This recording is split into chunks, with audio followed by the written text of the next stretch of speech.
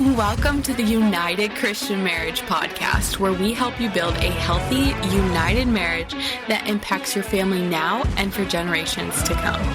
If your marriage feels disconnected or like you're the only one trying and he just doesn't get it, then you're in the right place. I'm Micaiah, a Christian marriage coach, trauma-informed mentor, and wife of a blue-collar man. I've been in the trenches too, and I've helped women make small but powerful shifts in their marriage daily because it's really those little things that make the biggest difference.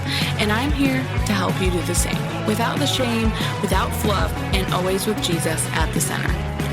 On this podcast, we talk about biblical truths that you can actually apply to your marriage. We talk about how to communicate effectively and what it takes to create a deeply connected marriage, even if right now you're in a really hard place. I got pregnant at 17, married at 18, and had to build a life and marriage I never saw modeled. Jesus was all I had, and those early years, they were rough. Diapers, emotional outbursts, and total communication breakdowns. But if we can do it, you can too. So grab your coffee or tea and a notebook, and let's dive into today's episode. Welcome to the podcast. We're so excited to have you here. And I just want to start by having you go ahead and introduce yourself. Tell us a little bit about you and what your background is as far as like marriage and what you're doing now. Yes. Well, my name is Lissa Figgins. It's Melissa without the M-E because it's not about me.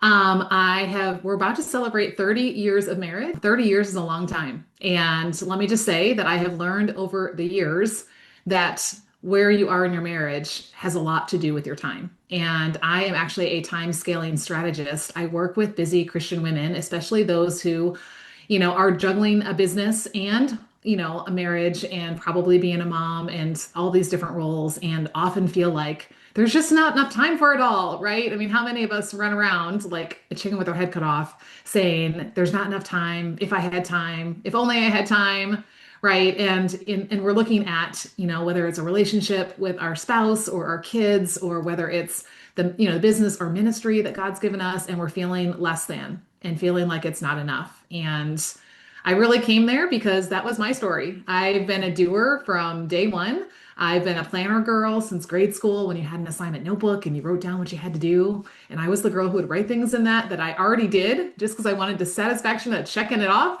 right? And I just never knew how to not be doing. I can't remember a day where I didn't wake up already having a plan in my head or on paper, already having a to-do list, already having time blocks, things like that. And so I thought that time management was what was going to help me to get it all in, right? To do all the things. My husband, I didn't know this getting married to him. This is an interesting part of my story. He was in the National Guard, but he was getting out right around the time we were getting married. And then 9/11 happened and he just couldn't sit by. And so he decided to re-enlist and ended up spending 24 years in the military. So I did not know I was going to be a military wife and I was going to have up to a year at a time, several different times where I was by myself, raising 3 kids, running a household, running a homeschooling, running a ministry, running a business, all those things. And so I just figured if I had my planner and my to-do list, I was going to be good, right? And really in my story, part of it is I was the wife and mom who was in the room, but not really in the room. You know what I mean? Like, you're with your family, but you're in your head.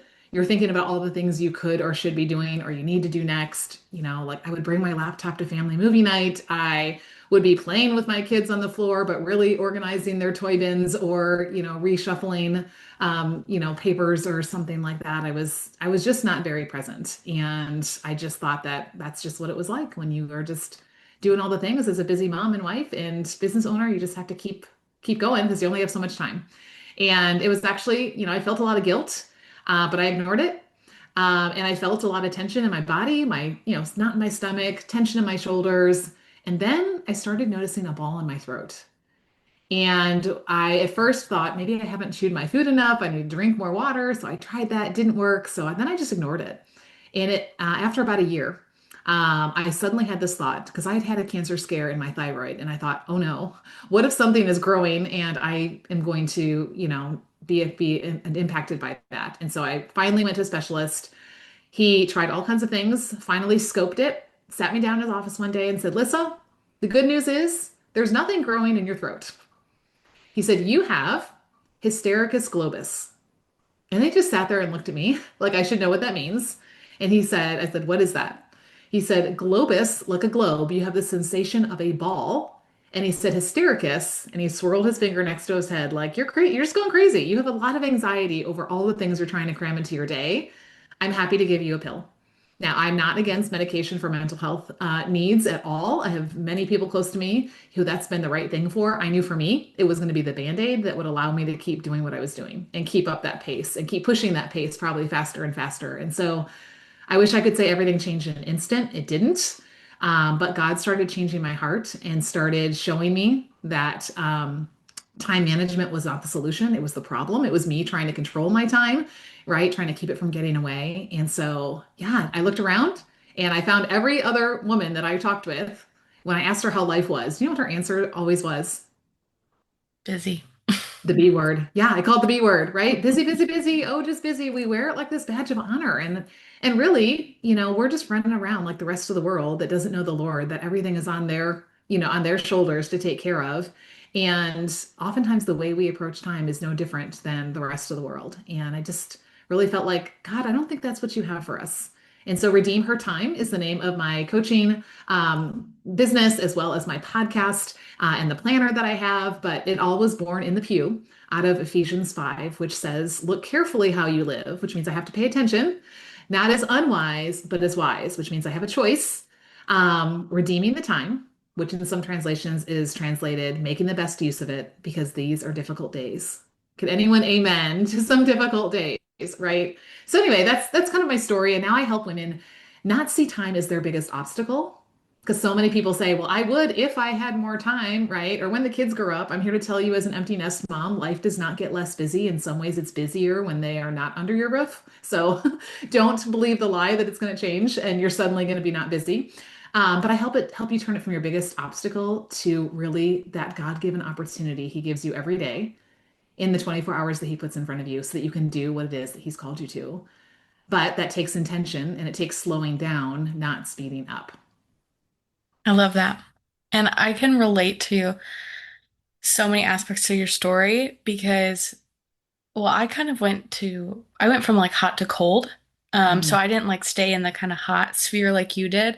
What actually happened was I was like super on that productivity spin where I was like trying to prove my worth all the time by how much I did. And that was how I grew up through like school, through my teenage years. And then I became a mom. And then I went completely cold. It was like it threw my world completely out of balance. I thought productivity all went out the window when you became a parent. It was like, no, we don't have time for any of that. So, like, yeah, I still had a planner, but I hardly touched it. And I wasn't like overly scheduling.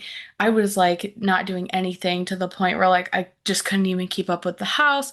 And then I got to the other side of the breaking point where I'm like, okay, I need to do something because I can't have no systems, nothing to manage, right? Like nothing was Right. managing anything.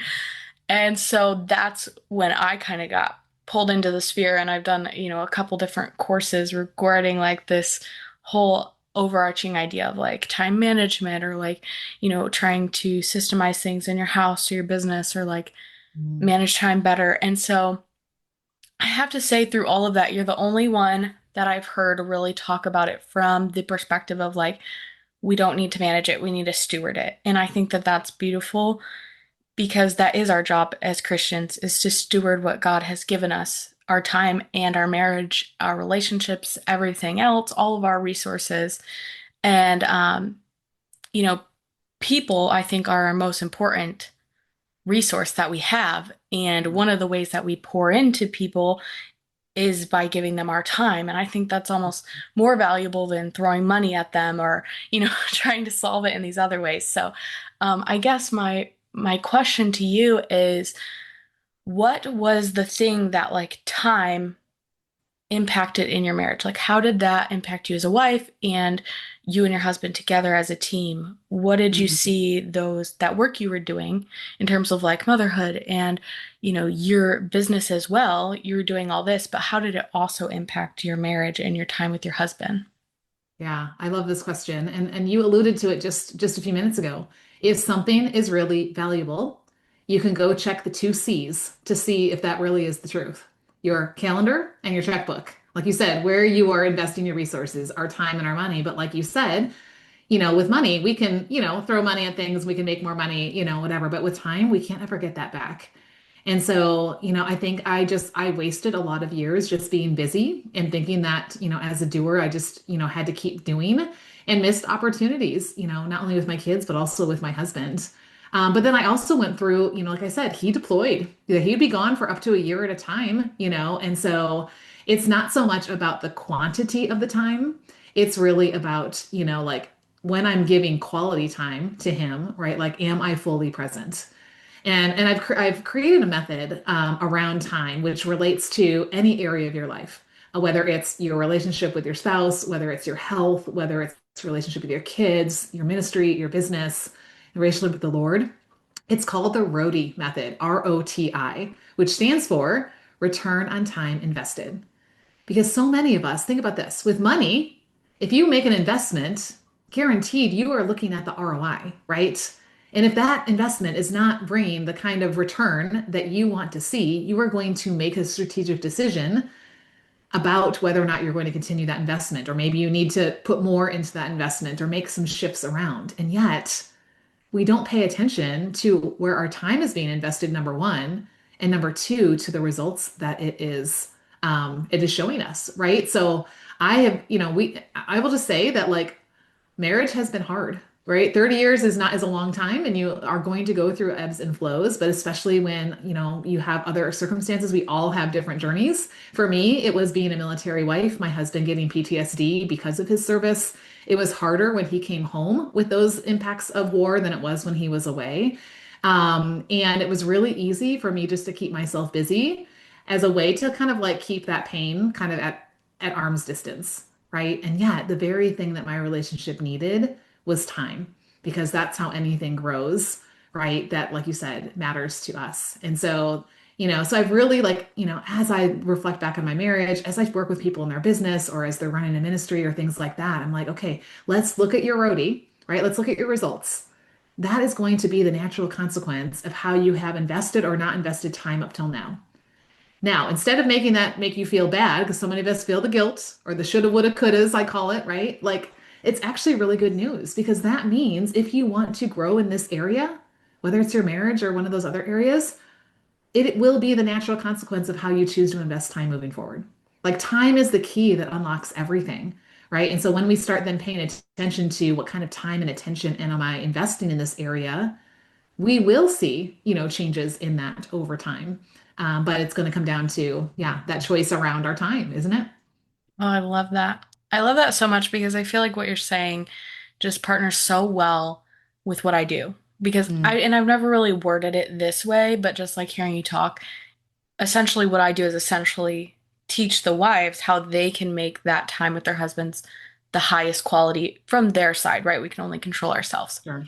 Yeah. And so I love that what you're saying because you help, women and entrepreneurs and just all these women who are doing these big things, whether that is business or ministry or they're calling in their home, you help them with that time um, stewardship of like, what is it time for? What are we doing now? How do we plan these things? How do we, take the brain fog and the craziness of trying to decide everything in the moment? How do we take that out and just like plan ahead and get into these, I believe you call it time anchors and all of that. And so, I love everything that you do because I feel like it pairs so well. Like when you know what you're doing and then you know how to do it, Mm, then there's so much growth that can happen in you, but also between you and your spouse when you're approaching things and with clarity in your mind. I think a lot of times the issue is that we go into conversations and we go into those times that are supposed to be quality time with our spouse and we don't have any clarity mentally. We're completely fogged up from maybe we're still thinking about work. Maybe we're still thinking about the appointments we didn't book for our kids, or, we keep drifting off into something that happened earlier that day, all because we didn't come into the situation with clarity and we don't know now what to do to pour into that time with our spouse. And so I love that so much. And I just want to ask you, like, what is your best advice or your tools that you like to use to make sure that we can come into those conversations with clarity and with a clear mind to make sure that we aren't just constantly looking for more time, but we're creating quality time out of the time we have. Yeah, I love that reminder because you can't get more time. I mean, what busy mom doesn't want an extra hour in her day? Let's be honest, how many of us said if I had one more hour in my day, right, or maybe 10, I would be fine. And yet, we can't change that no matter how much we want to. And that one day a year when you get the extra hour when we switch time and it falls back and you have an extra hour, it doesn't change your life, right? You still feel it, and it still doesn't feel like there's enough, right? So I think really it comes down to how we approach time. And so I know for me, especially back in the day, I was like, give me the productivity hack, give me the tools, give me the planner, give me the like time blocks. Like I want all that stuff. But what the problem was that when you don't have a right approach in your heart to time, then those things only get you so far. And actually end up turning into being what keeps you, going at the pace you're going, which is part of my story, right? And so the first thing that I want to do is like help your listeners to rightly order your heart because I believe that busyness is not just a disordered calendar or a to-do list that needs to be prioritized. It's a disordered heart. Our heart is chasing after so many lesser things. And this is where, as believers, our time is a very spiritual thing. Like our time is a gift from God. And so there are three heart shifts you need to make, and then I'll give you a couple tools. Okay. So heart shift number one is your belief around your time. Every time you catch yourself saying, I don't have time, or some version of it, if I had time, if only I had time, when the kids grow up, I'll have time, when they go to school, when the holidays are over, when this project with work is done, then I'll have time. I'm here to tell you it's not going to happen. There'll be something else, there'll be some other excuse, right? Like, here's my reminder to you from never enough time, you want to shift to you have time. I have it on the sign behind me. I say it on every podcast, it's in my planner. Like, we need that mantra going through our head to remind us, right? Because otherwise, the enemy would love to keep us chasing the time we don't think we have, right? Because I think here's the thing, and I actually just wrote a post about this morning because I was in scripture and I was in John 10:10, and Jesus says, I have come to give you life and life to the full. That does not mean a life that is too full, okay? But he then goes on to say, the enemy comes to steal, kill, and destroy. And do you know what his number one commodity is in our day and age? Busyness and distraction. If he can keep us busy and distracted, we are of no threat to him and we are of no use to the kingdom. We're just chasing our own tail over here, right? And so, as long as we think we don't have time, we're chasing what we don't think we have. We're not doing anything with what we do have. God laid 24 hours in front of you and me and everyone listening this morning, just like he laid manna in front of the children of Israel. What are we doing with that time? How are we grateful for that time, and seeing this as the abundant gift that it is? And if you ever think you don't have time, here's your reality check. Grab your phone, open up your screen time, and look at that number. The average person is on their phone 4 hours and 37 minutes a day. That's average, which means some of you are double that. I did the math. I used to be a math teacher. That is just shy of 100 days a year of your life that is going to this device. And we say we don't have time. So if you ever need a reality check, right? Like, and then you go, okay, yeah, Lissa says you have time. So that's the first shift. The second shift is one that you've alluded to that I want to kind of flesh out a little bit. We are not called to manage our time. To manage literally means to keep contained or under control. Have you ever watched a manager at a fast food restaurant? Right? They're running around trying to keep everything in line, right? It's exhausting. It's like whack-a-mole all day long. How many of us as moms and wives and business owners or ministry leaders, we're doing the same thing. We are literally trying to keep everything from going off the rails. And we are exhausted at the end of the day and then wonder, what did I get done? I just tried to manage and contain everything. So things Can I didn't. just say that is Yeah. exactly how I feel trying to potty train toddlers, both of Yeah. them. I'm Right? like, there's always a And it's mess. okay for a season. Like, I'm just going to say, you will get on the other side of it. It is possible that your kids will grow up and move out and like make their own adult decisions. And, you won't be doing this mom thing in the way you are right now. But so for a season, it's okay, right? Like you're potty training your kids. So yes, it may feel more like that. But the problem is, most women, this is their perpetual, like they're just always in this season, right? It doesn't matter that it's just Yeah. how life always is. And I think about the parable of the talents. That one servant who'd been given the one talent, we feel bad for him. Don't feel bad. That was 20 years' wages. Take what you earned this past calendar year times 20. He was entrusted with a lot. But what did he do with it? He managed it. He just kept it contained and controlled. I mean, good for him. It didn't get lost or nobody stole it. But what was the master's response when he got back? Get away from me, you wicked and lazy servant, because that's not the reason I gave it to you, right? The other two servants, they understood they were stewards. A steward is someone who's been entrusted with someone else's resources, and their job is to expand it on behalf of the owner. So like if say you were going on a trip and you gave me $1,000 and you said, Lissa, I want you to take care of this. I want you to steward this for me and I will come back and meet with you when I get back. Guaranteed I'm not number one, leaving it on the counter where anybody could grab it. I'm not just stuffing it in my mattress. I'm not shopping on Amazon with it, right? What am I going to do? I'm going to intentionally look for opportunities where I can invest it to create a return, right? So that when you come back, I can be like, look, here's your $1,000 and, whatever it is. And so we don't know what those two other servants did. It didn't matter that one had 2 talents and one had five. What mattered was what they did with it because they saw their role not as a manager to just keep it from getting away, but to invest it so that it would expand the master's kingdom. And what did they hear when he got back? Well done, good and faithful servant. And so I think when we approach time as this gift from God, it doesn't belong to us. We didn't create it. I can't save up from yesterday. I can't borrow from tomorrow, right? 24 hours I'm entrusted every day that it goes down to zero at the end of the day. I can't get it back. Like, how am I intentionally investing this in the season God has called me to ultimately expand his kingdom? Now that creates this healthy motivation for productivity. So you talked about productivity before, right? So often it's because I want to feel good about me and look at me.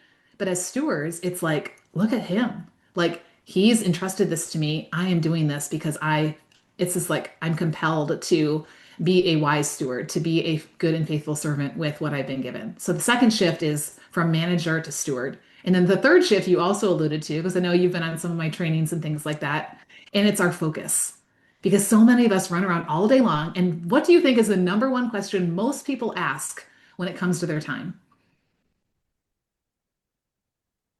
What is, oh, now I'm trying to think. You got What me time so is it? retrained.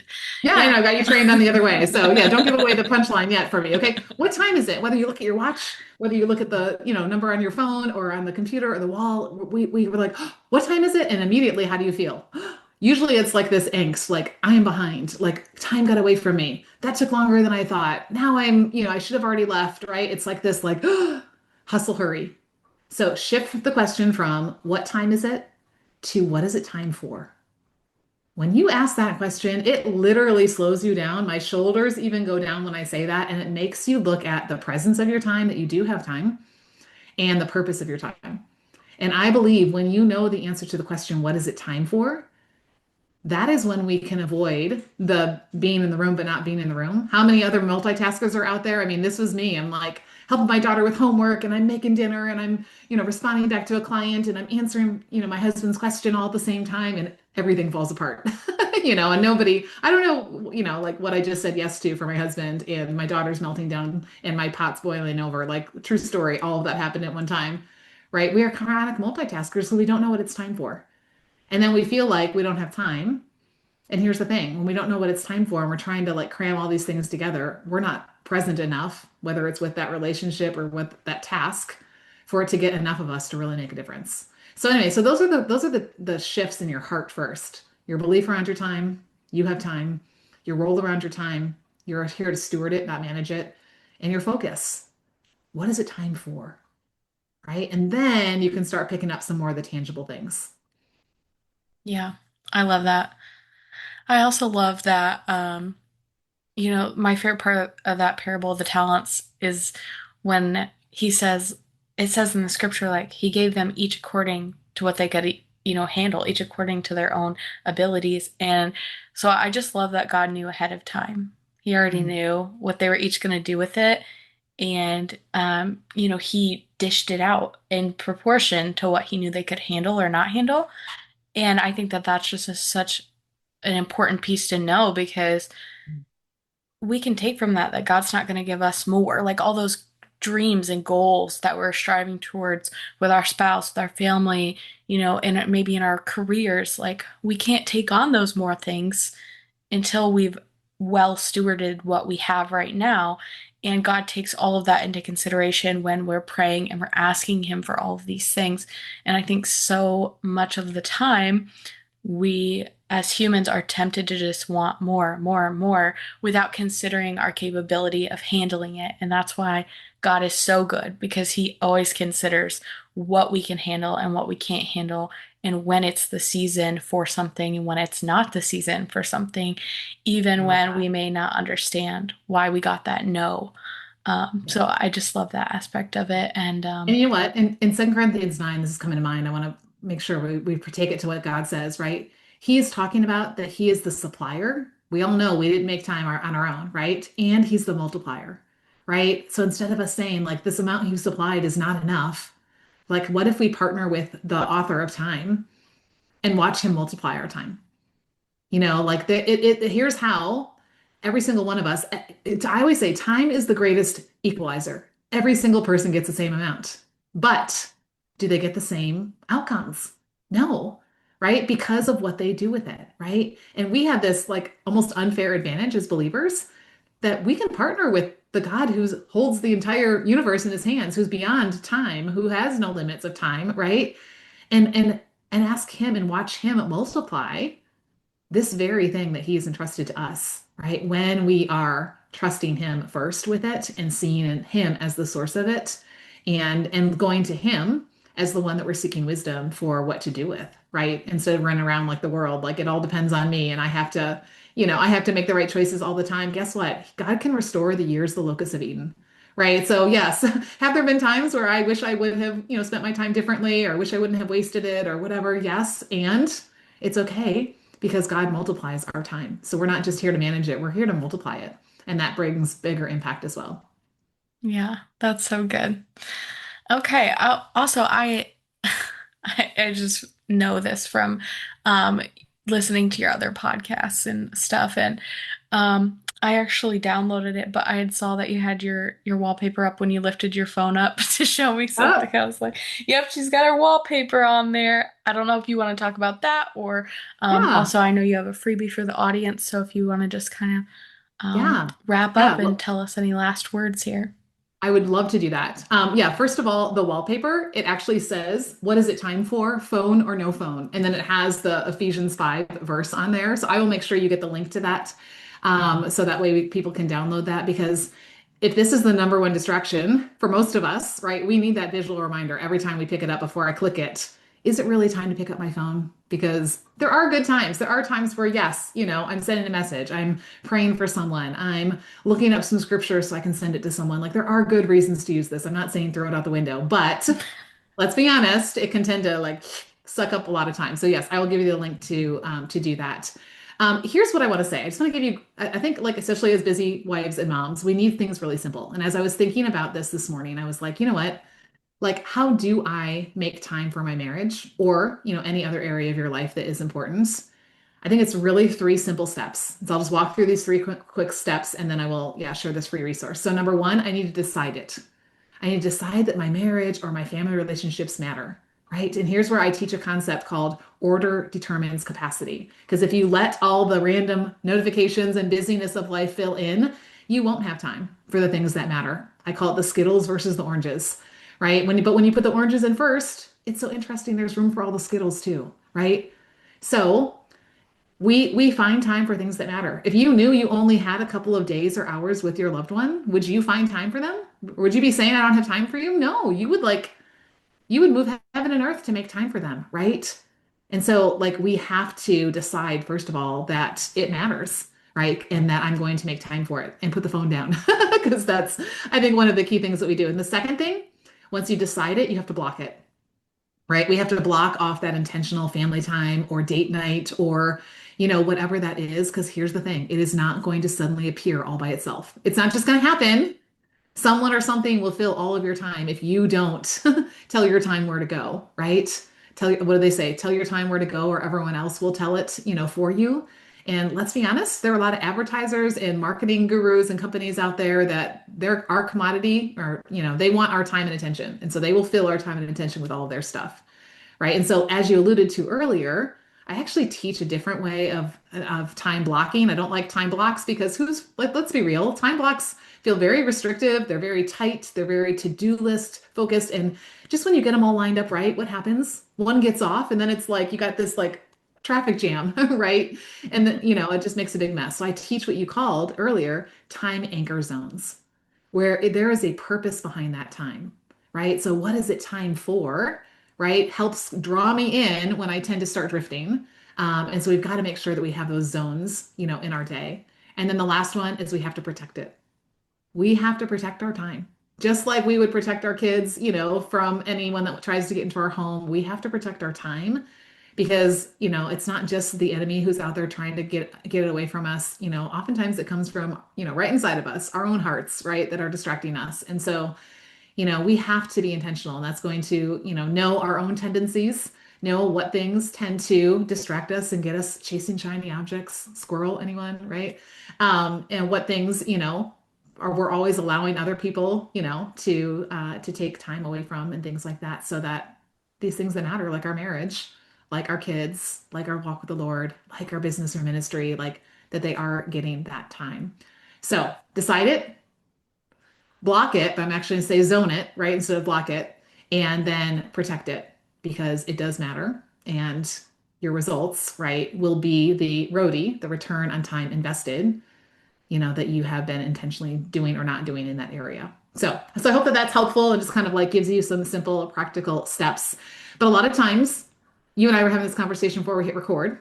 As moms, we have a lot of different balls we're juggling. There's a lot going on, right? And so what I would love to offer your audience is the Redeem Her Time assessment. Because I teach that there are 8 key areas of life. I call them the 8 areas of attention: your faith walk, your family, your friendships. Yes, you should have time for friends. The work you do, which may be full-time caring for kids, or maybe you have a job or a business or a ministry or caretaking. Your health, right? Your wellness, your passions. You should be doing things that light you up, right? And your home. Let's be honest, this space we live in takes up a lot of our time. And so I've put together this easy assessment to help you evaluate what your current roadie is. And again, it's not to make you feel bad because I have a coaching video in there that shows you how to release any guilt around where you think you should be. But it just helps you to see, like, where do I need to give some time, intentional time and attention? Because here's what happens. If you don't give one of those areas what it needs, it will demand it one day. And guess what? It will always cost you more time, more money, more energy, more stress, right? So then I walk you through, okay, now how do you take a next step to give this area attention? So anyway, you can find that at redeemhertime.com/assessment. I'll make sure you have that link so we can put that in the show notes as well. But yeah, just, like you're never behind. You have time. The question that we need to ask once we go, okay, I have time is what is it time for? And then be fully present to that. Guaranteed, you will be so much more thankful that you spent that time doing what really mattered at the end of it all than, checking off another box or checking another post or whatever it is that we spend our time on, right? I love that. Okay, before we get off, I just want to ask you one random question that came to mind. So we love to talk about time and redeeming your time. So I was curious if there is one thing that you feel like in your marriage has made the most impact in your time with your husband as far as like pouring into, like maybe a category or maybe it's very specific. But is there one thing that you feel like you and your husband have done that's made the biggest impact to use your time for that thing together? Yeah. Honestly, it's being intentional about setting aside that time. I remember a pastor saying this once, and I can't say we do this perfectly, but I do kind of try to come back to this. So this will be a good, reminder for me. One night a week, one day a month, one weekend a quarter, one week a year. Like if we had those kind of rhythms with each other, like I see the difference that makes, right? And my husband's no longer in the military, so he's not deploying all the time, but he does work a public service job and he doesn't work Monday through Friday, 9 to 5. And so we have to be really intentional and creative around where is that time going to fit in, so making that time. So whether it's just as simple as date night, and even if date night means you're on the couch together watching your favorite show and having a conversation, not just binging, like that's okay. It's time together, whether it's like, okay, we're not going to bring our phones to the table and we're having a conversation, it's just being intentional with making those rhythms a part of, like what you do. And it may not feel like it's as much as you want it to be, but you're going to then have that time that's going to be a springboard to everything else. So yeah, make the time because you can't go back and nobody's just going to sit around saying, reminding you of it. So that would be my biggest piece of advice and what's made the biggest difference for us when we've been intentional in that way. Thank you. That was wonderful. All right. Well, thanks for coming on the podcast today. And I just love all of your insights. And I'm super excited that the audience will have access to those resources. And I know you have a podcast. If you want to real quick tell them where they can find you and get more information from you. Yeah. So if you love podcasts like this, then go to the Redeem Her Time podcast.